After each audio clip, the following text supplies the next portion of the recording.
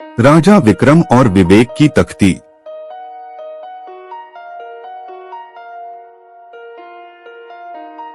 बहुत समय पहले उज्जैन नगरी में राजा विक्रम नाम के एक प्रतापी राजा राज्य करते थे।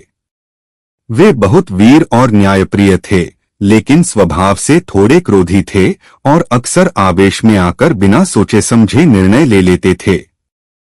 एक दिन महल में महर्षि बोधि पधारे। राजा ने उनका सत्कार किया।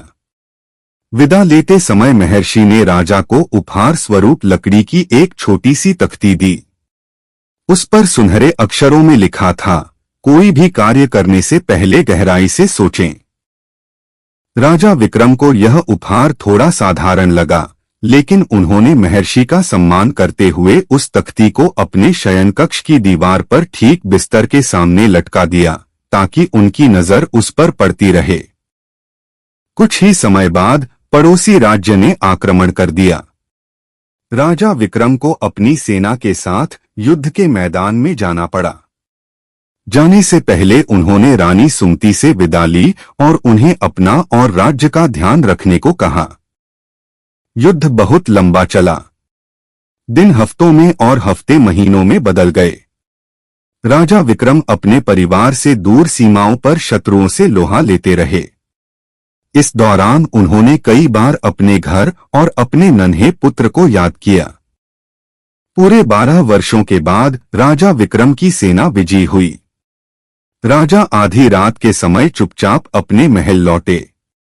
वे इतने उत्साहित थे कि उन्होंने किसी को अपने आने की सूचना नहीं दी और सीधे अपने शयनकक्ष की ओर चल दिए।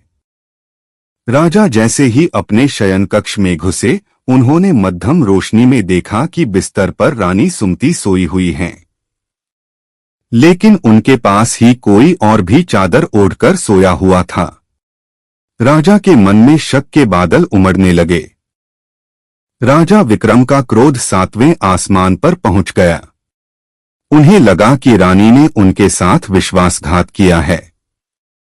आवेश में आकर उन्होंने अपनी म्यान से तलवार निकाल ली और उस सोते हुए व्यक्ति पर वार करने के लिए हाथ उठाया।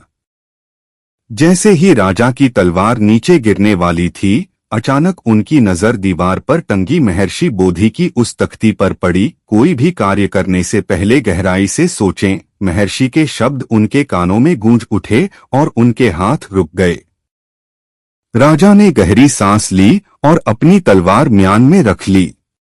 उन्होंने आगे बढ़कर सोते हुए व्यक्ति के चेहरे से चादर हटाई। दीपक की रोशनी में उन्होंने देखा कि वह कोई और नहीं बल्कि उनका अपना पुत्र वर्धन था, जो इन 12 वर्षों में बड़ा होकर एक युवक बन गया था। तभी रानी सुमति की आंख खुली। अपने पति को सामने देख उनकी आंखों में खुशी के आंसू आ गए। उन्होंने राजा को बताया कि पुत्र वर्धन अक्सर पिता की कमी महसूस करता था, इसलिए वह रानी के पास ही सो जाता था। राजा विक्रम ने नम आंखों से उस तख्ती को नमन किया। उस दिन के बाद राजा विक्रम और भी अधिक बुद्धिमान और धैर्यवान बन गए।